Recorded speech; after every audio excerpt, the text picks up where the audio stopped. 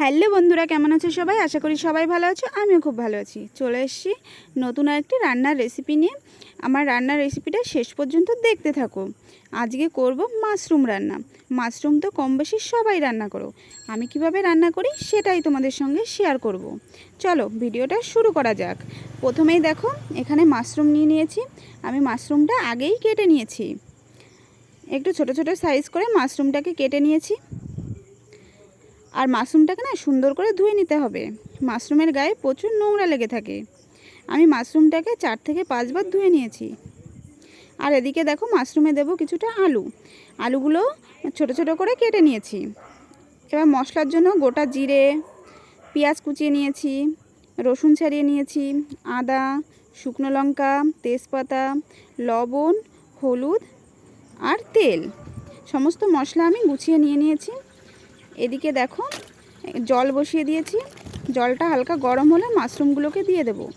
মাশরুমগুলো খুব বেশি সিদ্ধ করলে হবে না, হালকা একটু সিদ্ধ করে নিতে হবে। এদিকে আমি কড়াই বসিয়ে দিয়েছি।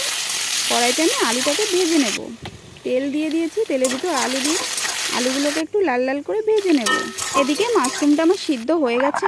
মাশরুমটা নামিয়ে নিয়েছি আর সমস্ত মশলাগুলো পেস্ট করে নিয়েছি। আলুটা ভাজা হয়ে গেছে, নামিয়ে নিয়েছি। ওই কড়াইতে আরও কিছুটা তেল দিয়ে তেলের ভিতর তেজপাতা, গোটা জিরে আর পেস্ট করা মশলাটাকে দিয়ে দেবো। মশলাটাকে একটু ভালো করে কষিয়ে নেব। লবণ হলুদ দিয়ে দেবো।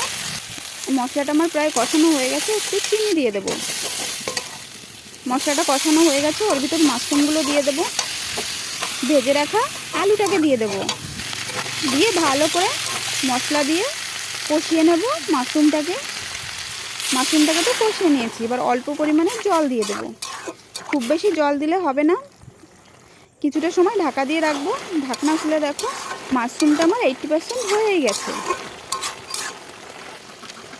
এখন একটু নেড়েচেড়ে নিয়ে দিয়ে দেবো পরিমাণ মতো গরম মশলার গুঁড়ি। নেড়েচেড়ে এখন নামিয়ে নেব। দেখো মাশরুমটা নামিয়ে নিয়েছি।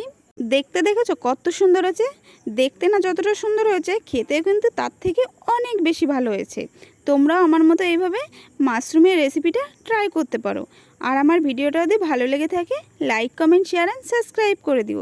দেখা হচ্ছে অন্য কোনো সুন্দর একটি ভিডিওয়। বাই।